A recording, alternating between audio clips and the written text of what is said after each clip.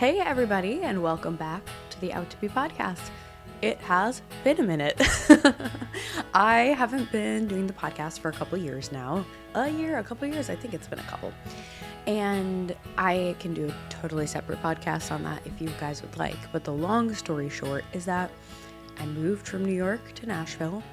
I noticed there were changes in the business. I noticed there were changes with myself, that I wanted to shift focus, and one of the first things that went as I needed to kind of recover from burnout and refocus was the podcast.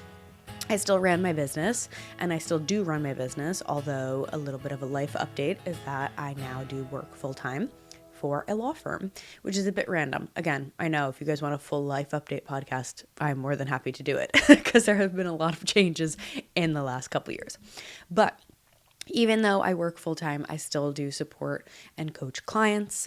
The main way is through my group coaching program. And since I've built up such a community over the last 5 years having this business, I've wanted to still, of course, support everyone. So I am doing just that.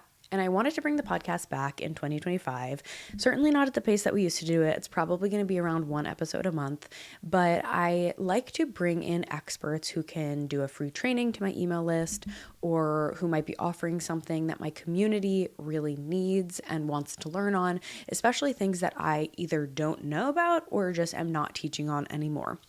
And one of these things that I don't know about and do not teach is sync licensing. I mean, I know about it. I used to work in music publishing, so I used to do it peripherally, but it's not something that I am an expert on by any means. However, one of my friends, Chris SD, is, and every year he has a free event all about sync, and he has a course on it as well.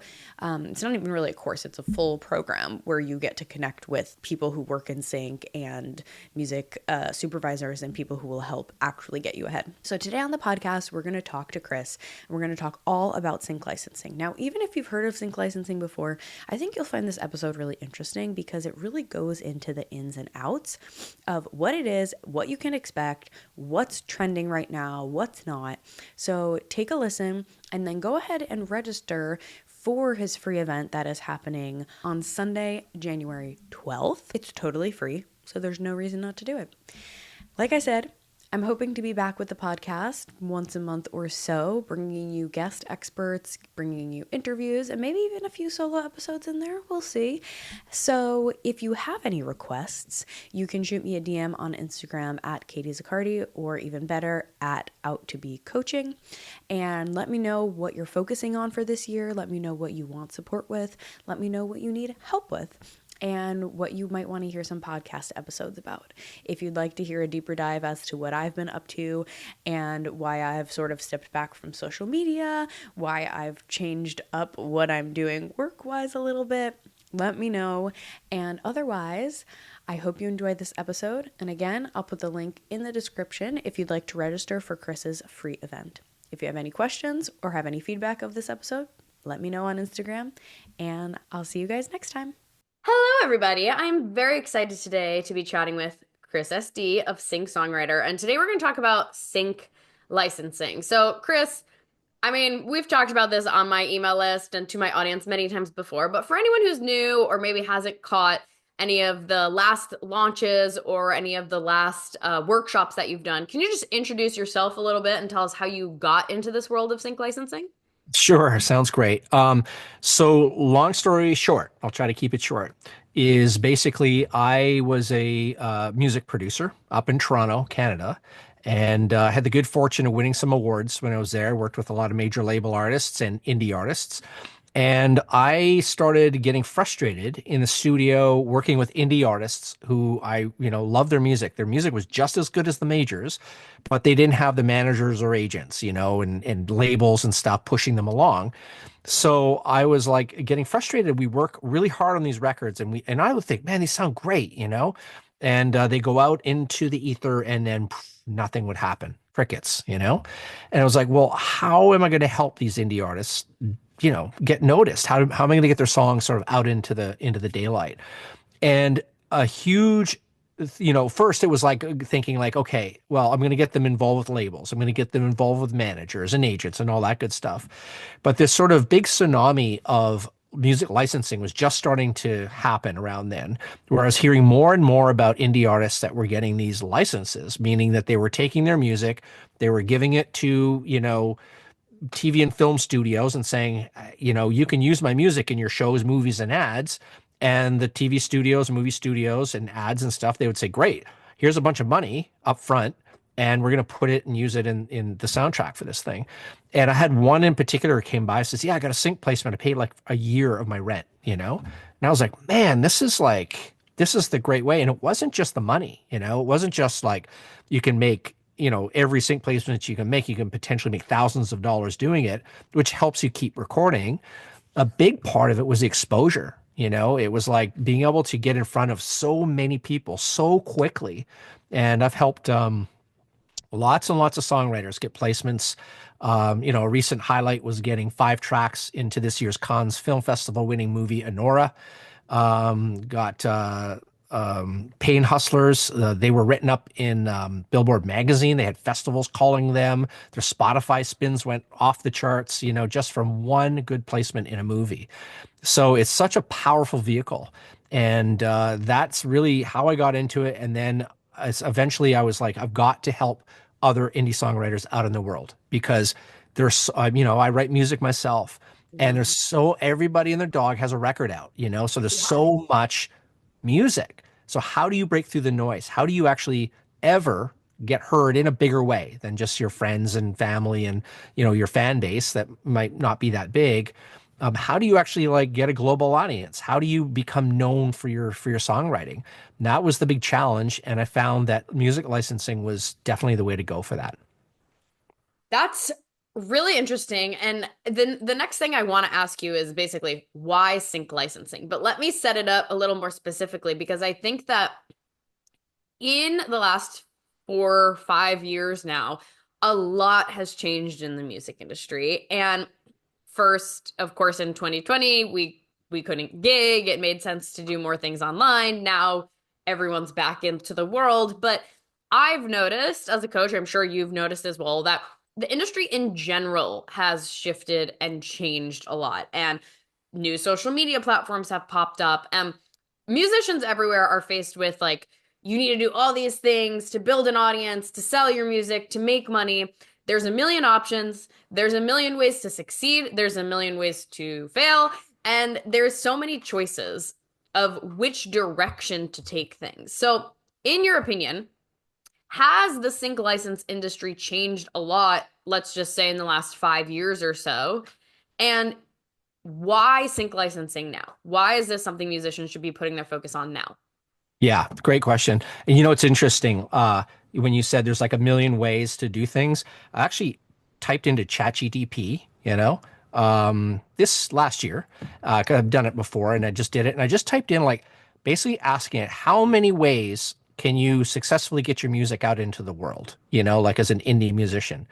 And there were like over 20 ways, right? Like 20 ways, which is basically a million ways, right? Yeah. It's like 20 ways that you can do this to do it. But they were all like, they're all paths, but they're basically up like cliffs. You've got to kind of like sell your soul to kind of and work your fingers to the bone kind of thing to try to get anything done with these methods, like get into a van and go touring, incessantly, social media, keep pushing your stuff on social, all of these, like a bunch of different methods. Right. Yeah.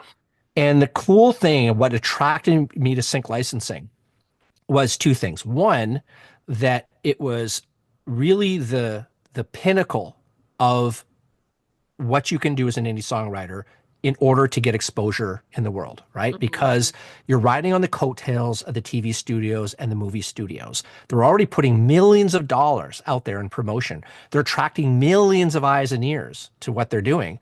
You get your song on there, people are like Shazamming you, looking you up in Google. There's just been such huge success with such low amount of kind of effort, And so it's like the fastest and biggest way and easiest way, honestly, that I know to make that happen. Now, here's the trick, the other part that attracted me to it.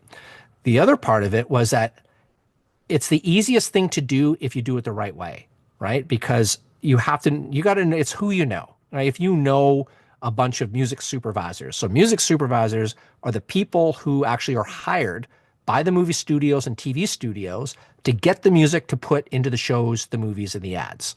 So the directors and the producers are too busy working on the script and working on all the stuff, the production and the filming and everything.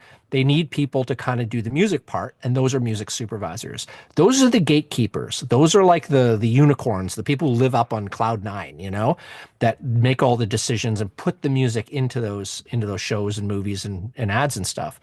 So it became like, well, how do you even get to them, And it's kind of next to impossible. And that attracted me. I know, sounds super weird, but it was like this kind of code to crack. It was like this thing. It was like, well, how do you make that happen? Like, how do, other people who know them have those relationships?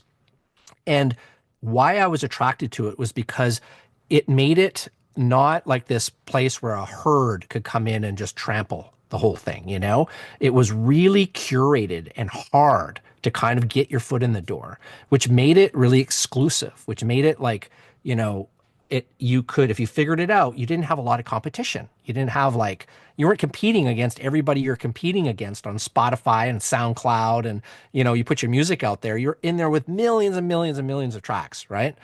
So sync licensing is got a really, there's 1%, I'm making it up, I don't know, but it's 1% of the musicians even get to that gate, right?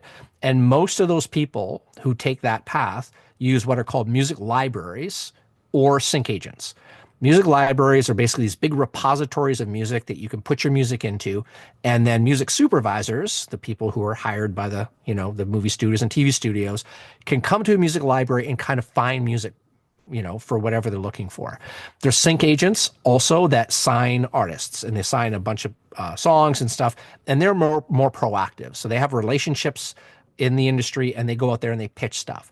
So that sounds great, right? It sounds like awesome. They've got this highly curated, really difficult thing to get into. Yet there's these middlemen who can do it for me if I pay the price, which they take half your money typically if you get a sync placement. And sometimes you're locked into the deal. If it's an exclusive deal, won't get into that too much. But you've got basically these middlemen who are standing in the way of that thing. But for you, you're like, well, great. I get to, write music and I can make money when I sleep, maybe if I get a sync placement. So it all sounds great.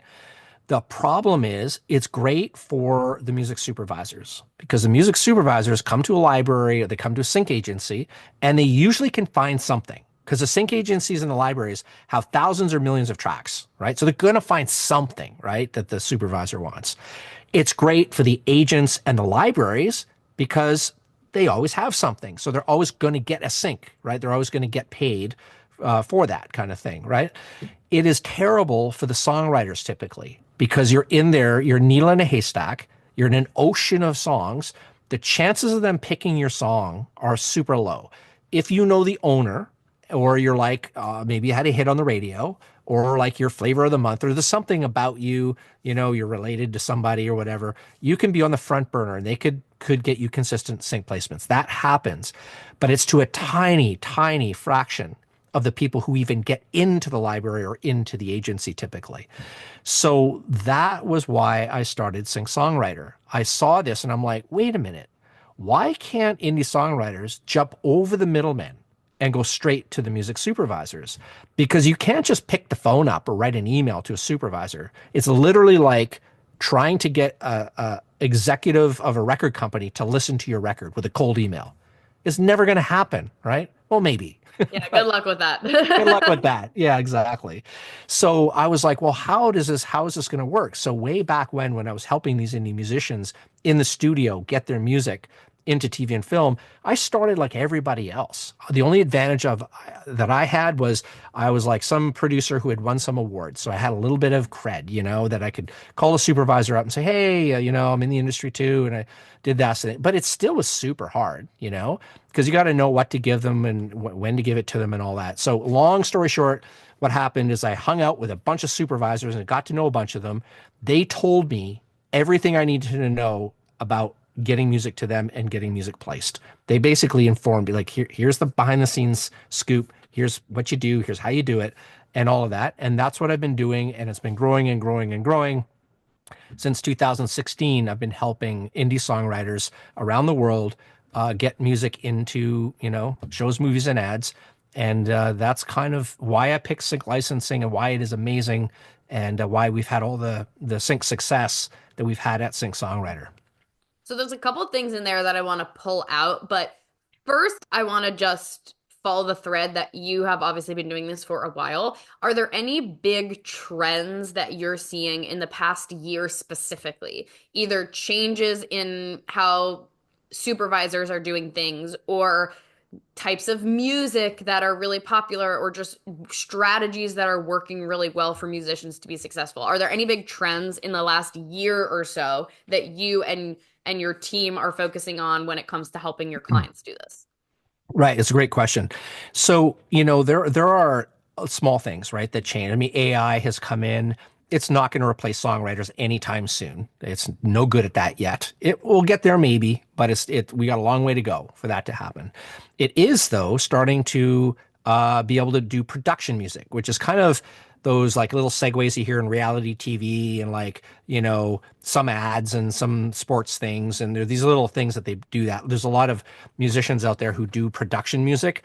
Now they're getting replaced by AI. And I read an article that said 60% of the production music is going to be AI created by 2030. When you say production music, what specifically do you mean?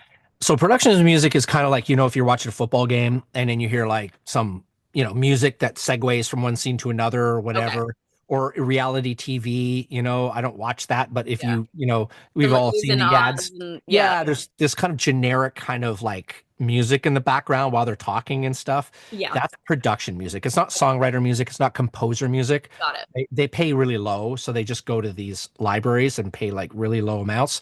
And they just get AI to create this stuff now. So it's starting, I don't know what percentage it is now, but it's supposed to be 60% in 5 years. So if you are thinking of production music, I'd think again, songwriters are going to rule the world. I will say even to that end, so at the law firm that I work for, we launched a podcast and I used AI to do our theme song because like we didn't have a huge budget to hire people and get it produced. And for my podcast, I just did it myself of my own music, very low key. It's just guitar. But like for that, I'm like, okay, I'm just going to use AI. And it's it's nothing like a songwriter, but if it can figure out the prompt you're giving it, it will feed you produced enough content to be able to use for something like that. So that's like I'm glad you brought that up because that's a very interesting thing of like, okay, avoid this nature of things because maybe it's not the most lucrative or productive of your time.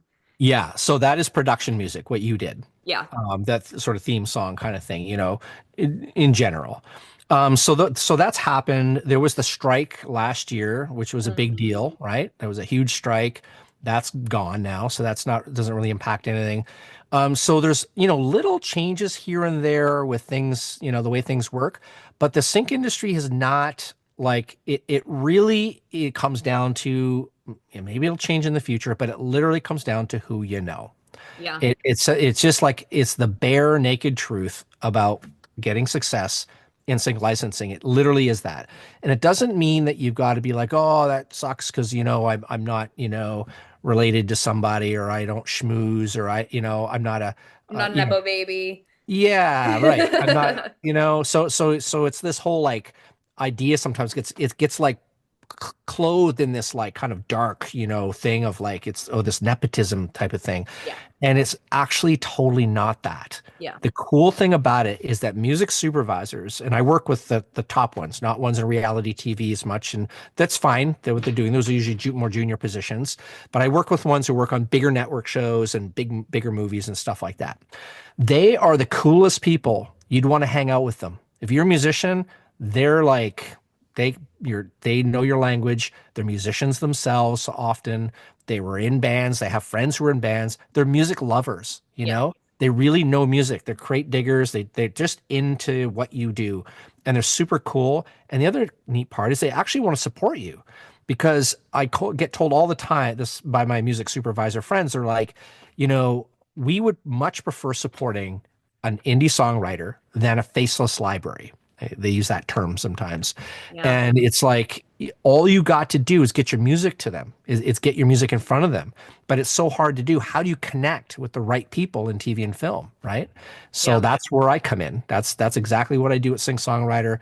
Is I take songwriters, I teach them everything that they need to know, in order to do that, and then I literally connect them directly, face to face, with music supervisors, so they can skip over the middlemen and make those relationships themselves and build upon those relationships, so that they can keep just sending music to them, and getting placement after placement. So. Yeah. I mean, to me, it's a no-brainer that anyone who's interested in sync would go to your event that you have coming up and work with you. But before we get to that, before we talk about that, I want to set the scene a little bit more. And I'm just curious of some other questions around sync, especially for people who are vetting it, trying to figure out if it's a good fit. Earlier, you talked about how it's good for two reasons, basically. Number one is money. Number two is exposure. And exposure is kind of a funny word these days because it used to be like, you should take this gig, it'll be great exposure, we're not going to pay you, or you've got to post on social media, get the exposure, get the fan base. I'm going to ask you the hard-hitting question, which is can musicians actually see tangible results from getting big, or I won't even say big, from getting any sync placements?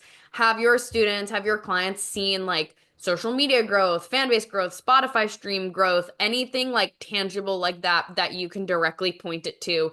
They had this placement and then they saw this result, aside from the actual money in their pocket. Yeah, that's a great question, because you know what, that hits the head on the nail, the nail on the head, with the idea that that's exactly what sync licensing is so good at. It's kind of like watching a basketball game. It's not like I'm trying to think of a good analogy. It's not like going to work every day and in a few years see where it took you, right? It's like, well, I've been working my way up the ladder and you just never know what's going to come next, right? Yeah. In a basketball game, or let's sync licensing, the basket's in or it's not, Yeah. So you either get a sync placement or you don't have one. Yeah. And when you get a sync placement, yes, there are so many benefits that come from that. There's so many examples. I got Anthony. He's an Italian, and he got 6 placements in 6 months just recently here, and he got enough notoriety and enough exposure. He ended up with his picture taken as a model for an airplane for something in Europe.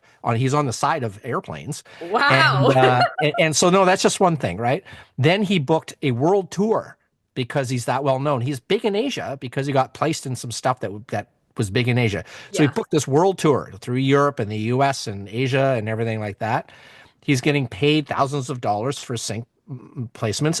Every time the show or the movie airs again, streamed, for example, the people that got into this last Cannes Film Festival, it just was nominated for Golden Globe, by the way, the movie Anora. So I worked with 2 musicians who got 5 tracks in there. The number of times that movie is going to get streamed, is going to be crazy.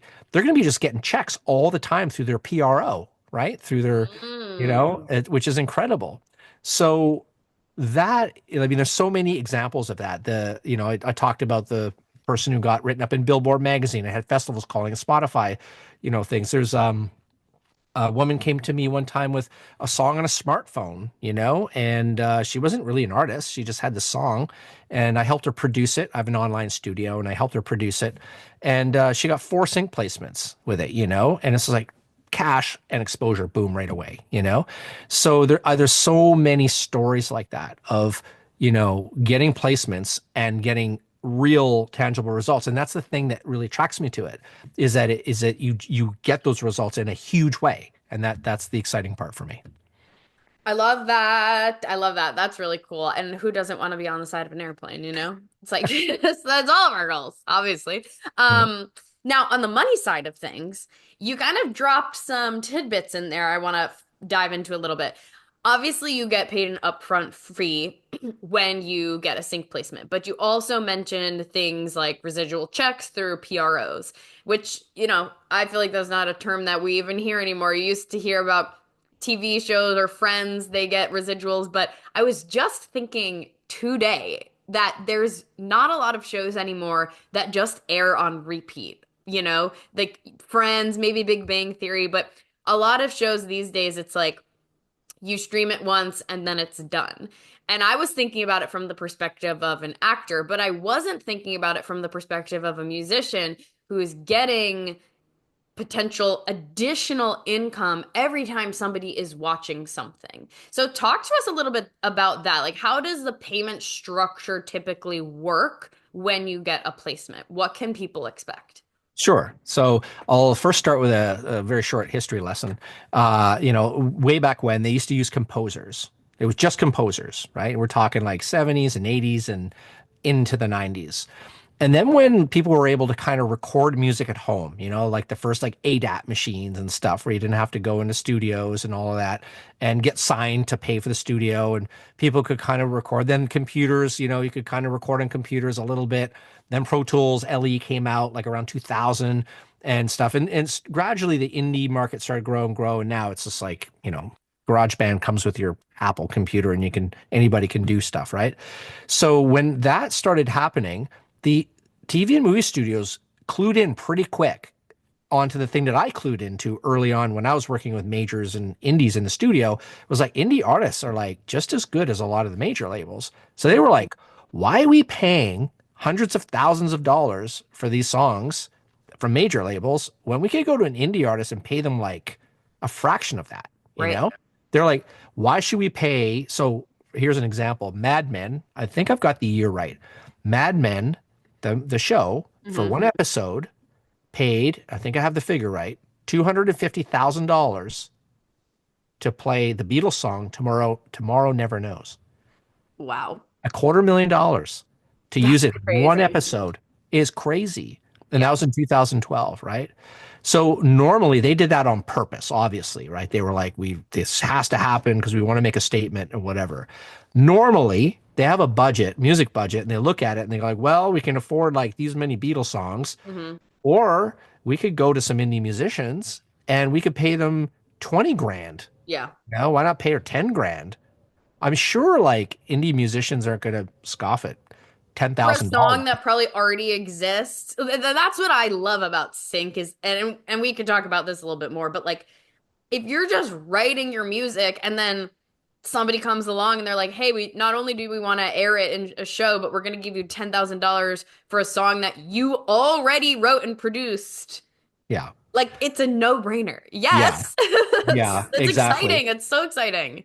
Yeah, and you asked about the money, right? So it goes all the way from like pro bono, right? So you might be do something for free for, I don't know, student film. Maybe you got a friend who's done a student film, or there's these people doing little YouTube projects and like, hey, I love your music. I can't, can't afford this or whatever. You're like, yeah, whatever, it's all good. Once you get into sort of, actually televised stuff for like streaming or network or YouTube productions and stuff, the money starts to show up, right? So, things like reality TV, they don't use many songwriters. It's mostly production music. But if they use your stuff, it's, $100, $200, $500, maybe it's pretty low, right? But then you start moving into the kind of the normal shows, a low network thing, it'd be $1,500, $2,000 for each placement, right? For each one you get. Okay. Then you start getting into, better known network shows, right? And then you're getting $4,000 and $5,000 and $6,000 per sync. And then you're getting into bigger ones. You got Grey's Anatomy spot. That's a perfect example. I have somebody I worked with who just got their third Grey's Anatomy placement. Wow. And they're paying, I don't know what he got, but they're paying like, you start moving into five figures at that point, right? Wow. For big placements with long things. So you're looking at 10,000, 20,000, 30,000. I got an artist $30,000 one time for the season finale of a show. Awesome. So it can be very lucrative, and then every time that it airs, that those royalties come to your PRO and you're getting these quarterly checks, of like just money just shows up and it pays well, and stuff like that. So that's kind of the money sort of side of things. Yeah. How does it work for streaming? So let's say a show comes out on Netflix. I just binge watched No Good Deed, a new show on Netflix. Is that like every time someone watches it, Yeah. your PRO Yep. gets paid and then you Yeah. get paid? Yeah. You paid somebody. Yeah.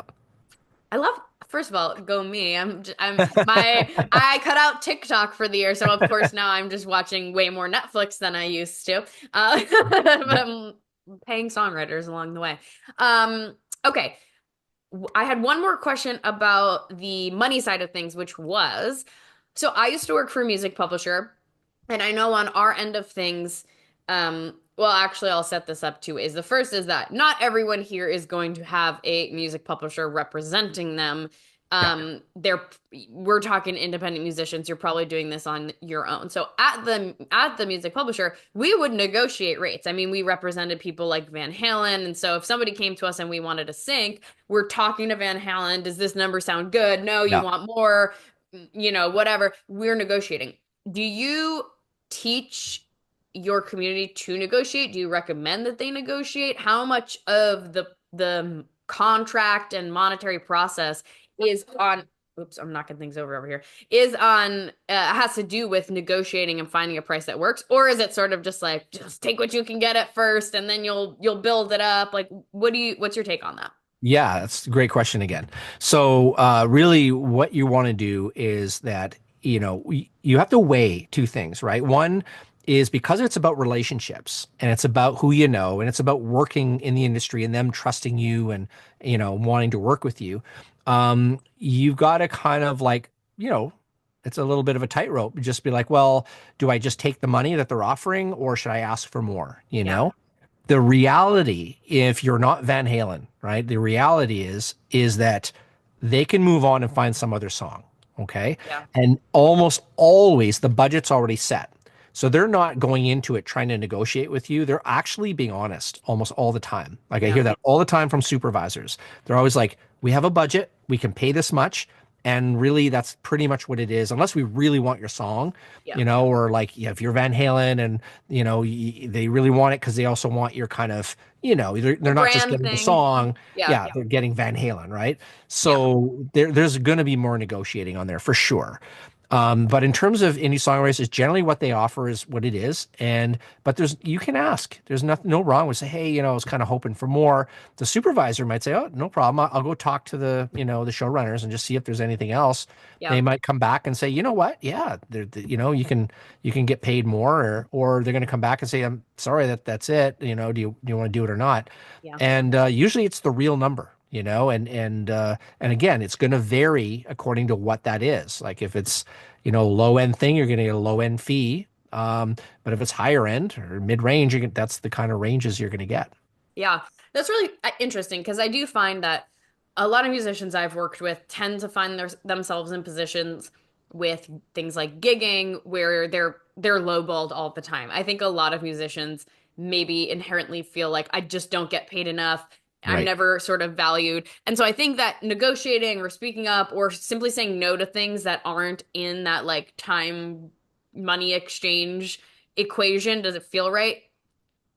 If you need to say no, you need to say no. For this, it's a little different because again, the product is already created and it's not taking much of your extra time to put it out there. But I do still think that having a little bit of a sense of power and knowing, okay, this is what I want. This is what I feel good about accepting or receiving, and knowing what the contract says, how long they can use it for, things like that is really important. And I'm sure that that's something that you work on really closely with your clients. Is that right? Yeah. And it's really, honestly, licensing music, again, I go back to that thing. It's super easy, The cool thing is that there's a place for every song. A lot of people think, oh, I got to write for sync. You don't. Supervisors are actually, they say it all the time, they're after authenticity. They don't want to have something that sounds like something, like I don't, you can sound like someone, but they're not after somebody who's trying to sound like they're trying to get it into sync. Mm-hmm. They want like a songwriter to write from their heart and to create this piece that they wrote for whoever, whatever they wrote it for. And then you find a home for it instead of the other way around. Instead of like looking and saying, I want to be in that show, and then writing something for that show, you can totally do that. That's fine. But you're actually, most of the songs that get placed is that you write what you write, you are who you are, and then you find the shows for your song, right? Mm. The Mm-hmm. reverse. And so that is so like meditation music, show tunes, Korean hip hop, you name it, you can find a spot in the show. Like the Anora tracks that got in, those 5 tracks that got into the Cannes Film Festival, Golden Globe nominated film, Russian hip hop and jazz. You know? Who would have And thought? yeah, and the guy who did the jazz tracks lives in a little town in Canada outside Ottawa. And he just kind of, he's talented, but he's not like living in some big city. He doesn't have a bunch of connections. He just plays jazz with his friends, Yeah. And he got into this huge movie. Yeah. He was saying, but he's like, man, my jaw just dropped open. I couldn't believe it. So any kind of music has a home. You know that from watching all the different things you watch, right? Yeah. That character walks into a yoga studio, Mhm. boom, right? Something different. They walk into a country bar, country, right? Yeah. There's all kinds of stuff, that can get placed, dance clubs and like, car chases or like anything. Yeah. Piano music, just piano music in a romantic moment or whatever. So it's really like it's got to be a relief for people to understand that that's a thing, right? Yeah. That you can just sort of do that. So anyway, that was I don't know if I answered your question. I got caught up in that. No, you did. And that's a great segue because I wanted to ask a few sort of back-to-back quick questions. And the first was going to be, is this for everyone? Does every genre work? So I think we've got a solid yes for that. Now, I always feel like at one point in my life, I'm just going to like take a year and just record a bunch of cover songs and like have that in my catalog because I love singing covers. I love singing other people's. I just love singing, right? So like making it my own, like that's very appealing to me. And when I watch TV, I notice a lot of times they are playing other people's, they're playing covers of songs, excuse me. So like in a show I was just watching, they played an Elton John song, but it was not Elton John's version. It was an independent artist's version. So obviously, I'm assuming this isn't something anyone has to do, but if people have covers or like doing covers, do you think that's a strong strategy or a strong thing to have in their back pocket? Like, do you find those are getting synced in addition to or more than originals, less than? What do you think? Yeah, in addition to. So covers get placed, and the advantage of covers is that they are familiar, right? Everybody knows what the song is. So you're already, the audience is only going to hear the song once, right? Unless Yeah. they rewatch a movie or something. So you got to catch them on the first pass. If it's a cover, there's that familiarity already. I know Yeah. they're like, oh, there's that song, and here's the feeling that goes with that song. The other advantage is that the version, if it's a cover, it can be modernized, or it can be put in a different way that suits the sort of the show, right? Depending on the artist that's doing it. So Mhm. that's the other cool part. And the third component is the studios don't have to pay for the master, because normally they have to pay the publishing for it, and which they still do, but they'd have to pay the master. Yeah. Like if it was Elton John doing it, they got to pay for that, right? For that to use the master. Which would be way And more money. way more money for them. So they're like, I'd rather go to an indie songwriter who does a really cool version. Yeah. The trick with covers is not you got to make them your own. You Yes. have to do it your own way and do it in a way that's different and creative and don't sound alike because that almost never works. Yeah. But covers, it's covers get placed a lot, but not any more than original songs either. So Okay, good to know because again, what I'm hearing is you don't have to have this like whole side business where you're like recording 100 songs to no. have that you need to pitch. I feel like the message here is just follow your passion and do whatever feels authentically right to you. And if you like recording covers, great, you can use that to your advantage, but otherwise originals are also really valuable to have for sync. Yeah, and there's a few things that you need to know about like when you're kind of recording and tracking things, so the first one is it's always quality over quantity, right? So you can literally have success with one song. The person who basically blew open the gates on indie songwriters getting placed, though he technically I think had a label deal at the time, but it was an indie label, was Moby. back when he put out the album Play. That was way back, Ooh. 2008 or something. Yeah, I And always think of Ingrid Michaelson, but she might not have been independent at all when it started. But her on Grey's Anatomy is like my big right. Yeah, go-to. yeah, yeah, sure. But Moby is maybe they're on the same time. And Moby like got placed so many times. He must have made millions of dollars off of that record, you know? Wow. And how many tracks were on that record? I don't know, 10, 12. The Yeah. usual probably it was an album. That's all that was it. And he did everything. He didn't need 50 to 100 songs. Yeah. And so if you've got one song, three songs that are good, that's great. The other thing to remember is when you're producing your music, don't do too many things that are like experimental. You know, you got to be creative and different, but don't make it so the audience has to learn too much and listen to it 10 times before they're like, okay, I get what's going on here, whatever. You Yeah. want it to be kind of, you don't have to dumb it down, but you just have to make sure that, you know, that it's gonna like be able to be absorbed and digested on one sort of listen. And other things to think about are your lyrics. Like, don't make your lyrics too specific, because if you sing about New Orleans or Sally or something, then they can only use it in a show about Sally or New Orleans. Yeah. Yeah. So, you know, you don't have to, again, you don't have to have generic lyrics, but just try not to make them too like specific to places or times or events or things like that. Yeah. There's a bunch of stuff, you know, I don't have time to go into now, but there's just all these different things that help, you know. But the bottom line is there's no like magic sort of thing. They're looking, a song's going to work or it doesn't work, you know. But the beautiful thing is all kinds of music works, and you just have to find the right opportunity for it. And you got to be able to get your music in front of the supervisor. You got to be able to connect to the right people, right? That's the big trick. Yeah. So before we wrap up and talk about how to connect with those people, I have one more rapid-ish fire question, which is, do you have to produce your own music in order to get into sync? No. What do you mean? What do you mean without a producer? I mean, yeah, like, or self-produce, because I think that there's a misconception that's like, in order to succeed, I need to have that full control. I need to be creating a lot of tracks. I need to, you know, get the instrumental or make the mix or splice things together, aka I need to have full production control over my music. But I personally, I'm not very savvy at producing. I get frustrated by it. So I like to hire producers to help me record and create my music. Yeah. Is that So still fly? yeah, yeah. So I'll give you an example. Like if I came to you today and say, Katie, like I got this song that I co-wrote with 8 other people, and it sounds really, and you know, I hear it's almost done, and we've recorded most of it, and I sent it to you, and you're like, oh, this is a great track. I love it. Yeah, Katie, can you like put some guitar on there? Can you do something, you know, whatever? And you're like, sure. And then you write a piece, right? And you're like a little hook and stuff. And then you're like, Yeah. okay, I kind of did this. I'm like, Katie, that's like more than guitar playing. You know, you kind of wrote a cool part. You're going to be the ninth writer. You're like, awesome, great. So we do this split sheet. I disappear. Then you hear from me the week after it's mixed, you know, and I'm like, Katie, I want to shop this to TV and film. I know a bunch of music supervisors, so I'm just going to hand it to them if that's okay with you. I just need you to sign a document saying that you're going to let me kind of pitch the song, you know, because you're part of the writers. You're like, yeah, sure, sounds great. And you're like, do I get a cut of this? Of course you do. You're a writer, so you get a cut of the publishing and all of that, and we'll split the sync fee up amongst the writers. I go off and I get like 5 sync placements with it, right? Yeah. So I you know, drop you an email, Katie, guess what? Good news.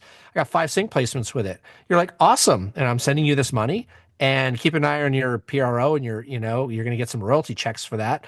And it's going to be airing on this show this time. And it's got into this movie, and it got into this show, and it got into this show. This one's in France or something.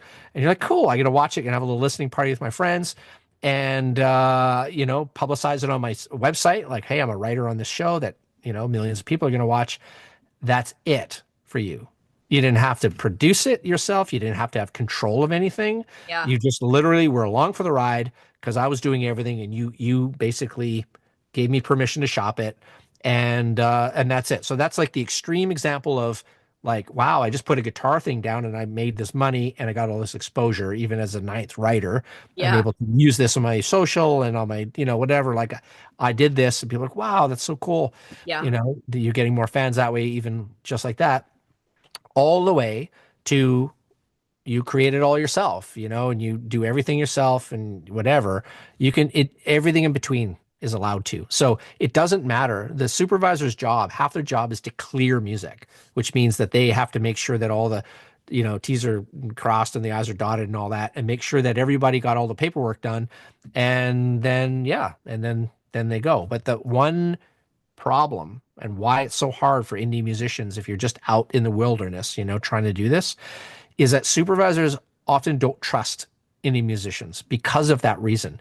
There's been too many stories of a supervisor getting a song, do you have everything cool? You're like, yeah, everything's fine. And I own the copyright and everything. They're like, okay, all right, cool. It hasn't been vetted, but they're taking your word for it. They didn't ask to see the paperwork. They don't always, right? And then they put it in the movie. And then all of a sudden, let's pick on bass players today for fun. A bass player comes out of the woodwork and says, I wrote that part on that song. You can't use it in the movie unless I'm paid this. It's disaster, right? Yeah. The supervisor is fired, right? That's the end. And so it's really, really dangerous for them. And that's why they like to go-to people, because things are vetted. They know that everything has been filtered and vetted. So that's why they don't like dealing with indie songwriters. Besides the fact that they're inundated with music and they won't return your emails or calls because it's largely impossible for them to do that. So that's the big challenge. Yeah. Is the undercover lesson here that you need to have split sheets for everything? Yeah, yeah. You gotta have split sheets and have your rights squared away so that no one can argue XYZ. Yeah, yeah. And make sure you get it registered with the Copyright Office. Get work for hires. Anybody you hire to play guitar, if they're not a writer, they have to do a work for hire, like the engineer that worked on your record, they got to have a work for hire. You have to sign that, get them to sign that. So, yeah. That is a lesson I learned very early in my career, and I learned it in a very hard way. And I've never really talked about it because it was so personal, but it's like, I cannot stress how important it is that working relationships are clear, because I think lines can be tricky sometimes. And if people, like a bass player is playing for you and they feel like in the rehearsal room they came up with a riff that made it on the record, but you wrote the whole melody and lyrics and you wrote the whole song, and they feel like they should get credits, but you don't feel like they should get credits, you have to have that clarified, because it can get so messy. Absolutely. Yep. Not to end on a downer note, but hey, you know what? Tales of caution are super important for musicians who are, your listeners and stuff like that. It's really, really important to sort of know these things. There's not a lot of like pitfalls, but they're the ones that are there. They're really deep. It's like you can really screw up bad. So they're good to know. You don't want to be responsible for someone like a music supervisor losing their job, but you also don't want to ruin relationships. And I think that sometimes people feel, oh, it's awkward. It's awkward to say to someone, hey, I'm paying you for this, but you're not getting credit. Or it's awkward to say, hey, how much of the song are we splitting it? And everyone has, but what's more awkward is when you don't do it and then everyone has different opinions after the fact and there's no way to resolve it kindly or neatly. That is way, way worse. So do the work up front, and I promise you it'll be a lot easier. And then who knows, maybe you can have these good circumstances too, where you wrote 25% of a song and you're not the singer on it, or you're not the band, but they're shopping it around, and you get that extra perk of basically doing no additional labor, but can still get some kickback and money in your pocket if it gets placed. Yes, exactly. Yep. Yeah. My advice is keep your emotions out of it. If you're ever in those situations or you're trying to negotiate or you're trying to do whatever, is like, just try to look at it. I know it's something everyone knows, but try to look at it objectively, but really like keep your emotions out of it, because you can you need to listen to the other side and put yourself in their shoes. Are they being greedy?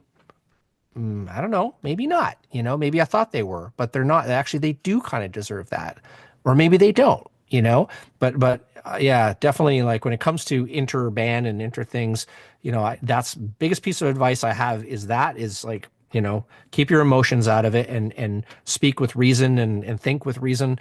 And the other one is consult a lawyer. They're not that expensive, right? Yeah. Just a few $100 can save you like a mile of heartache, So true. All right. Well, I think that we talked about many lessons here and many opportunities for musicians getting into sync licensing. Now you have a free event coming up. So we've talked about again all of the juicy stuff and some of the nitty-gritty of how it works once you're in it. But as you said, Chris, really the biggest thing to get started is to make those connections. And that's a huge part of what you do. So tell us about the event that you have coming up and how musicians can really take this first leap into sync licensing this year. Yeah, you bet. So I was sort of, thinking about like how do we introduce indie songwriters to this crazy idea of jumping over the middlemen and going after these people who are impossible to get a hold of. And I thought one of the best things you could possibly do is literally let them kind of see them, see them like out in the open. Now, of course, there's panels, you can fly to LA and you can go to these different panels and things and like listen to like little war stories about, different things that go on in the licensing industry. I wanted to make it different. I wanted it to be more like focused on indie music, really specifically about like why they love using indie music. Like hear it from them, not from me, right? Because a lot of people don't know who I am. Like, why take my word for it? I totally get it. I'm that way too, honestly. I'm skeptical and stuff. So I'm like, bring the supervisors to indie songwriters and basically sit there. So I'm inviting 5 of my friends. These are top music supervisors who work on all kinds of incredible shows and movies and stuff. And they're going to talk about like why they love indie music, why, they're looking for music that's like yours, they're basically going to be speaking to you in their way. Like I don't own them. They're not like on my roster or on my paycheck or anything like that. They're their own free people out there. And I ask them to come in and say, hey, this is what's going on. And you're going to be basically discover all these sort of things about like how your music can work. And then at the panel, I'm going to show you literally how you can connect directly to them, which is the most important thing. Yeah. And because you got to get your music in front of the right people. Otherwise, it just doesn't happen, right? So you've got this music that you want to get out in the world. You want to share this music. It's meant to be shared. There's so much music. By far, the vast majority of indie songwriters, their music is never going to see the light of day beyond their friends, family, and small fan bases, And then life's going to change, right? You might get a new job. You might move somewhere. You might start a family. You might retire, depending on what age you're at. And then you're just you never did it. It never happened for you. Yeah. And yet you knew in your heart that your songs were as good as some of the greatest songs out there, but it just never happened, And that is what's driven me in my careers. I've always supported indie music. And that's why I've sort of dedicated my life since having been a producer. I got into this because I wanted to help indie songwriters. I want to help their music become, I want their dreams to come true. That's really what it is, Yeah. And I really want them to be able to say, man, I'm recognized as the songwriter I am. I'm somebody who is heard. I can make money from my music now, I've got all these new people who like it. I can go play shows if I want. Or the opposite, right? The beautiful thing about sync licensing is you can just sit in your basement and keep like licensing music. And if you don't want to have exposure, you don't want to go on stage, you don't want to go on tour, you don't want to play festivals, you don't want to get signed by a label, you don't want to do any of that stuff, you don't have to. Yeah. You don't have to, because you've already got the relationships in the industry at the top. You can just keep sending them music. So it's a tiny drop of musicians who get this opportunity to do that, because I obviously can't do this with everybody. It's impossible, right? So I hold the Sync Songwriter Music Supervisor panel once a year. It's only once a year. It's completely free. It doesn't cost a cent. And it's happening on Sunday, January 12th at 10 a.m. Pacific time. So all you got to do is show up, and you're going to be hanging out with my music supervisor friends. And then there's a Q&A, of course, and everything. We're going to have, lots of questions flying around to figure out how you can get your music into their hands and get your music exposed to the world for a change, I love that you do this at the beginning of the year every year, because it just feels like such a fresh and good time to like get into something new, to really commit to, okay, this year, this is what I'm going to do in my music career, and follow through and see it through. And I mean, tell me this. Is anybody seeing results by the year's end? Like, you've done this for several years now. Can people safely say that by December, 2025, they can see some sort of progress, whether it's a really clear connection, whether it is maybe even a placement or just some momentum and clarity as to where they're going in sync licensing. How long does it usually take for people to feel that, like, goal, if you will? You mean in sync licensing? Yeah. Oh, it completely depends on the individual. There are people who are going to try and get into it and get no sync placements. There's no guarantees of that. It's just like life, you know? Yeah. It's like I really want to do this or whatever, and it just, you couldn't do it, whatever, you couldn't stay in school, or you couldn't, whatever the thing is, right? You just can't get there. But then you find something else and you do that. Maybe sync licensing is not for you. Then there are a bunch of people who are going to have massive, massive success. They're going to get tons of sync placements. They're going to become a household name. They're going to land in the charts, right? Happens all the time. They're going to be getting paid thousands and thousands of dollars every year. And then there's going to be people in the middle too, people who are getting, decent sync placements, building relationships, growing. But here's the key of all of this, right? I think you hit it on the head. Is it basically like, if you go back and look back on 2024 and maybe even the year before that, and maybe even before that, 2022, 23, 24, and you look at what you've been doing with your music and where you've been, the chances are extremely high that not a lot has been happening because, again, everyone's got a record out. So you've got to kind of do something, right? You've got to make something happen. And there's no guarantees. You might leap. You got to take the leap, right? Into certain things, but there's no guarantee you're going to land on your feet, right?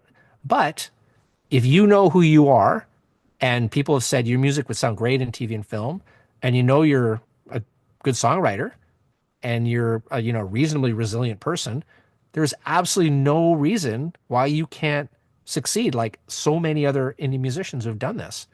And your first step is to go to the panel, and really figure out and feel and listen to the people who actually do it, right? To the people who actually place this music all the time. They have placed the 5 people who are there. I get 5 different ones all the time. The 5 there are like others. They placed a ton of music from Sync Songwriter.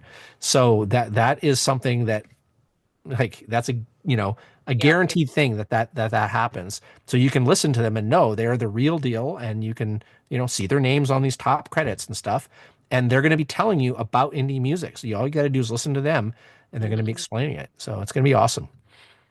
So go ahead. I'll put the link in the description of this video, but go ahead and register now, January 12th, for this panel. Suss it out. See if you're vibing with sync licensing. Obviously, if you've listened to this podcast, hopefully you're there. And this panel is going to give you even more information and help you get to that next step and take it to the next level this year to get started in sync licensing.